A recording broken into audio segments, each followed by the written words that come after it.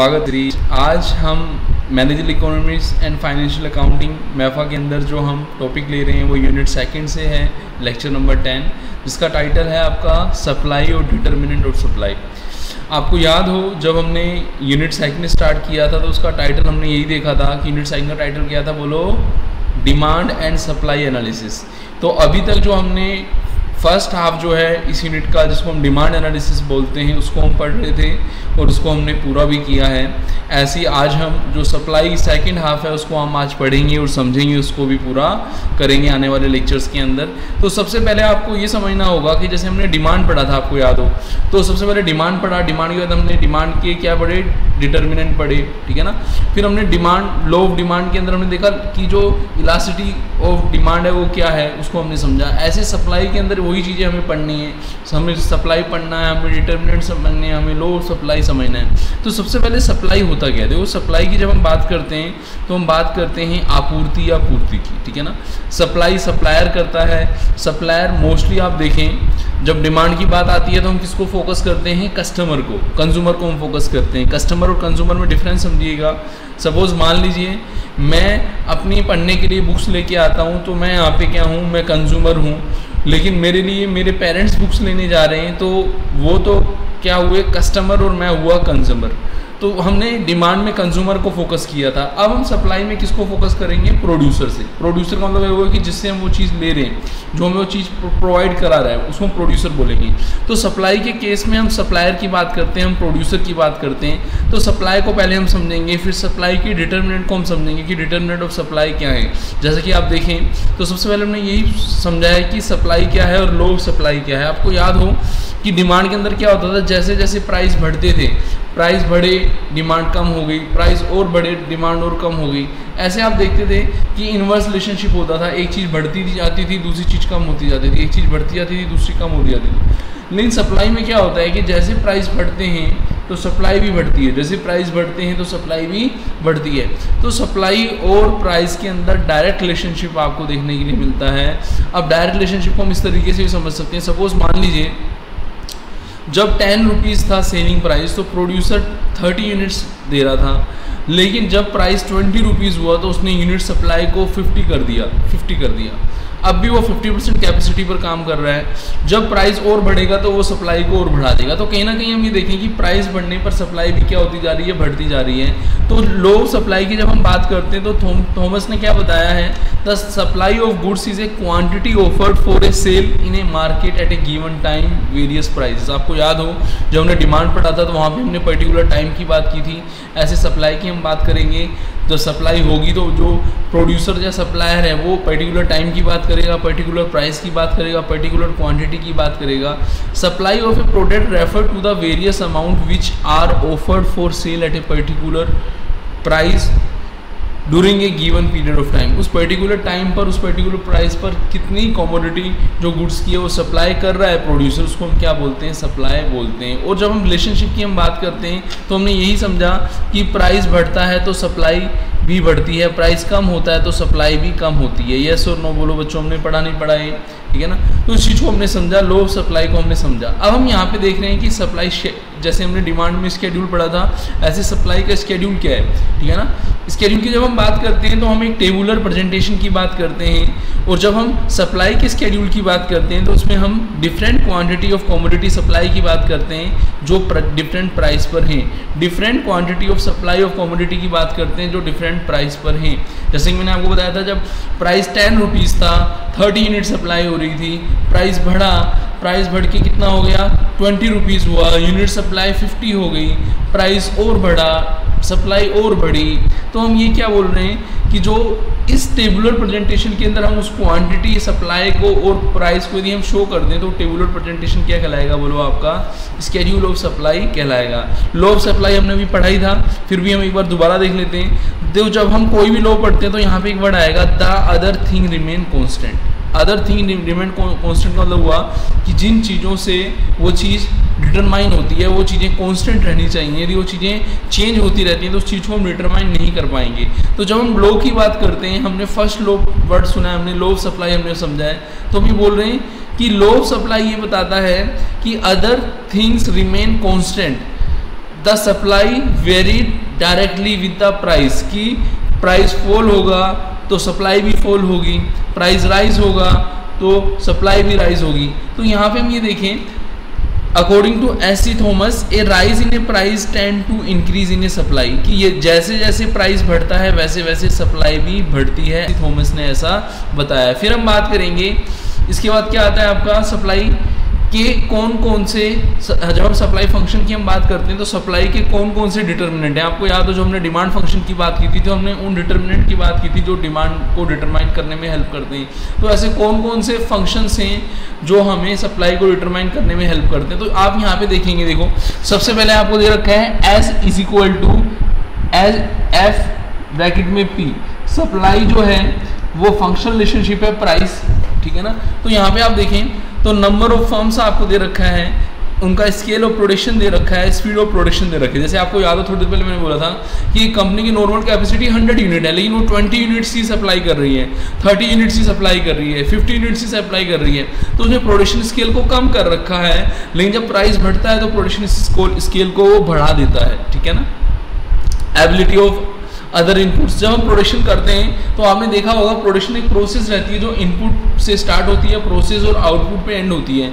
तो वहाँ पे अवेलेबिलिटी ऑफ इनपुट भी होना चाहिए, जैसे हमने रिसोर्सेज की बात की, 5 Ms की बात की, टेक्निक ऑफ प्रोडक्शन भी वहाँ होनी चाहिए, कॉस्ट ऑफ प्रोडक्शन की भी हम बात करते हैं, प्राइस इंपॉर्टेंट फैक्टर है ही, आपको पता है, ठीक है ना। और उस एरिया की जहाँ पे हम प्रोडक्ट का प्रोडक्शन करेंगे वहाँ के हम क्लाइमेट की, वेदर कंडीशंस की भी बात करते हैं। तो आप ये देखें कि जो सप्लाई जो है एक फंक्शनल रिलेशनशिप है सप्लाई और प्राइस के बीच में, जिसको मैथमेटिकली एक्सप्रेस करें तो S is equal to F bracket में P, ठीक है ना।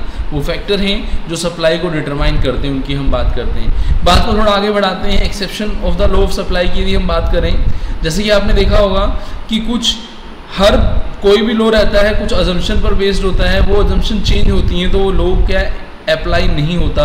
ऐसे जब हम देखते हैं एक्सेप्शन, जब हम लॉ ऑफ सप्लाई की हम बात करते हैं तो हमारे सामने क्या आता है, if the seller is badly is need of a money he will sell more even a lower price. देखो कभी कभी ऐसी स्थिति भी होती है कि सेलर को पैसा चाहिए होता है, फाइनेंशियली प्रॉब्लम होती है, तो वो कम प्राइस पर भी चीज़ को बेचते हैं, नहीं बेचते। एक छोटा सा एग्जाम्पल मैं आपको देता हूँ, जैसे छोटा सा एग्जांपल मैं देता हूँ, यदि कोई फार्मर है उसने कोई मान लीजिए वेजिटेबल्स लगा रखी है खेतों में, लेकिन प्राइस कम है, तो क्या उसको नहीं बेचेगा, बताओ, बेचेगा, ठीक है, नहीं बेचेगा तो वो खराब हो जाएगी। If the seller want to get a ride of his product and then also sell more than reduce rates, ठीक है ना। यदि आप देखें तो कुछ इस तरीके के सेलर रहते हैं जो उन्हें प्रोडक्ट के जो मार्केट का नाम बनाना चाहते हैं तो वो क्या कम प्राइस में भी प्रोडक्ट्स को देते हैं, ठीक है ना। When further heavy fall in a price and anticipated seller may become the panicky and sell product sell more at a current lower price. देखो आपने देखा होगा कभी कभी प्राइस बहुत ज़्यादा कम हो जाते हैं तो ऐसा एक्सपेक्ट होता है कि प्राइस और भी नीचे जाएंगे, ठीक है ना। कुछ पैनिक सिचुएशन होती है ना। इस पैनिक सिचुएशन में उस समय हमें कम प्राइस पे, हम सोचते हैं प्राइस और डाउन नहीं हो जाए, हमें कम प्राइस पे भी चीज़ को सेल करना पड़ता है, ठीक है ना। फिर हम बात करेंगे इन केस ऑफ ऑक्शन की यदि हम बात करें, ठीक है ना। ऑक्शन का मतलब है यदि आप किसी को, जैसे हम बोलते हैं ना बोली लगवाना, इस तरीके से यदि कोई हैवी प्राइस पर नहीं प्राइस कोट कर रहा तो हमें कम प्राइस पे चीज़ को क्या करना पड़ता है, सेल करना पड़ता है। अब हम बात करेंगे चेंज और शिफ्ट इन सप्लाई। चेंज या शिफ्ट इन सप्लाई का मतलब ये हुआ कि जब प्राइस कम ज़्यादा हो, प्राइस कम हो रहे हैं तो सप्लाई भी क्या हो रही है, चेंज हो रही है। जैसे प्राइस कम हो रहे हैं सप्लाई भी चेंज हो रही है, शिफ्ट हो रही है। प्राइस बढ़ रहे हैं तो सप्लाई भी क्या हो रही है, बढ़ रही है। तो हम उस चीज़ को यहाँ पे हम समझेंगे ये क्या होता है, ठीक है ना। तो यहाँ पे आप ये देखें कि पहले प्राइस P1 था, क्वांटिटी Q थी, फिर प्राइस बढ़ा तो आपका प्राइस बढ़ा तो देखो सप्लाई क्या होगी, देखो सप्लाई जो क्वांटिटी सप्लाई थी वो क्या होगी, राइज इन कॉस्ट के कारण कम होगी।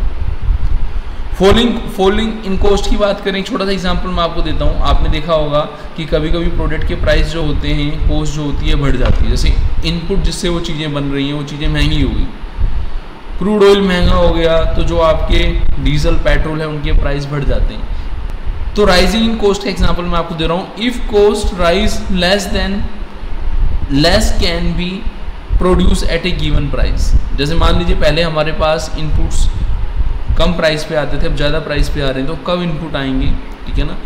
उसी कॉस्ट के अंदर जो पहले हम प्रोडक्शन करते थे उससे हम कम प्रोडक्शन कर पाएंगे, तो सप्लाई भी बोलो कम होगी नहीं होगी। तो ये यहाँ पे यही बता रहे हैं, ठीक है ना, कि जब P1 था तो Q इतना था आपका, और जब P1 हुआ तो Q1 कम हो गया। फॉल इन कॉस्ट की हम बात करें, कभी कभी कॉस्ट कम भी हो जाती है, ऐसा भी होता है। तो कॉस्ट कम होती है तो वहाँ पे सिमिलर चलता है, जो लो ऑफ सप्लाई वाला था जब P1 था तो Q1 ये था, जब P1 जो हुआ डाउन हुआ तो Q1 बढ़ गया। तो इन चीज़ों को हमने शिफ्ट इन प्राइस कि due to change in price, जो प्राइस में चेंज होने के कारण सप्लाई में जो चेंज आ रहा है उसको हमने समझा, प्राइस और सप्लाई, ठीक है ना, उसकी चेंज को हमने समझा। फिर हम बात करेंगे डिटर्मिनेंट ऑफ सप्लाई। जैसे हम बात करते हैं कि जब सप्लाई की बात की जाती है तो सप्लाई प्रोड्यूसर करता है, तो प्रोड्यूसर सबसे पहले बताओ कि जो फैक्टर ऑफ प्रोडक्शन है उनको ध्यान रखेगा नहीं रखेगा सप्लाई में। नेचुरल फैक्टर जो हैं, यदि वो फेवरेबल हैं, इजीली अवेलेबल हैं, इजीली एक्सेस हैं, कम कॉस्ट पर अवेलेबल हैं, तो सप्लाई इफेक्ट नहीं होगी। लेकिन आप मान लीजिए ऐसी स्थिति है, बैड वेदर कंडीशन है, अर्थक्वेक है, ठीक है ना, रेनफॉल है या फिर ड्रॉट, सूखा है, इस तरीके से, तो उस समय सप्लाई में प्रॉब्लम आ सकती है, उस समय सप्लाई में प्रॉब्लम्स आती है। कभी भी आप देखें तो यदि हम बात करें J&K साइड, तो वहाँ पे हिल एरिया है, तो वहाँ पे कभी कभी आइस जो है वो आइस के टाइम में वहाँ पे क्या स्केल हो जाती है, आइस गिर जाती है, तो उस समय रास्ता बंद हो जाता है, पहाड़ रुक जाते हैं, पहाड़ की वजह से रास्ता रुक गया, अवरुद्ध हो गया रास्ता, तो वो चीज़ें हमारे पास नहीं पहुँच पाती, तो ऐसी स्थिति भी हो सकती है ना। तो इस तरीके की प्रॉब्लम भी हो सकती है। या फिर आपका बैड वेदर कंडीशंस हो रही है, अर्थक्वेक है, तो ऐसी सिचुएशन में यदि सिचुएशन एबनॉर्मल है तो उस समय क्या हमारी सप्लाई जो है इफेक्टेड होती है। कॉस्ट की बात हमने की ही लास्ट स्लाइड में, ठीक है ना, कॉस्ट जो है प्रोडक्शन की कभी कम होती है कभी ज़्यादा होती है, उसको हमने समझा। प्राइस की यदि हम बात करें तो प्राइस एक इंपॉर्टेंट फैक्टर है। मैंने आपको बताया था कि प्राइस जो है कम ज़्यादा होने पर सप्लाई चेंज होती है। Price of the related goods, if price of the related goods fall, the seller has a given commodity offer more unit in a market. इसे समझना, जैसे मान लीजिए यदि प्राइस कम होते हैं तो वो क्या करता है, जैसे मान लीजिए रिलेटेड गुड्स के प्राइस कम है तो उसकी सप्लाई मार्केट के अंदर बढ़ जाती है। फिर हम बात करें गवर्नमेंट की पॉलिसी भी सप्लाई को इफेक्ट करती है। हम तो चाहते हैं प्रोडक्शन करना, लेकिन गवर्नमेंट ने क्या कर रखा है, कंट्रोल कर रखा है सप्लाई पे, तो उस समय भी हमें क्या करना है, वो चीज़ ध्यान रखनी है जो गवर्नमेंट ने रूल्स रेगुलेशन बनाए। मोनोपोली की सिचुएशन में भी सप्लाई डिफेक्ट होती है। जैसे आपने देखा होगा जब सिंगल सेलर है,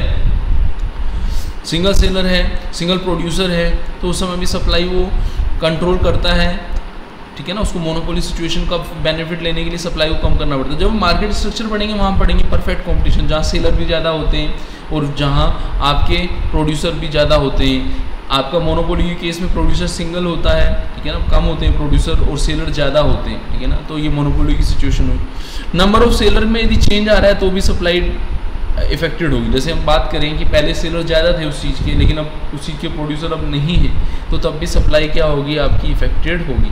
तो हमने सप्लाई के फैक्टर्स के अंदर और समझना है कम्प्लीमेंट्री गुड्स। कम्प्लीमेंट्री मैंने आपको बताया था जो जॉइंट डिमांड होती है, कंबाइंड हम जिनको यूज़ में लेते हैं। जैसे मैंने आपको बताया था मोबाइल है, सिम है, इस तरीके से, ठीक है ना। तो कम्प्लीमेंट्री गुड्स के केस में जॉइंट डिमांड होती है, ठीक है ना। प्रोडक्शन सेल ऑफ एक प्रोडक्ट की दूसरे प्रोडक्ट की सेल भी इफेक्ट करती है, ठीक है ना।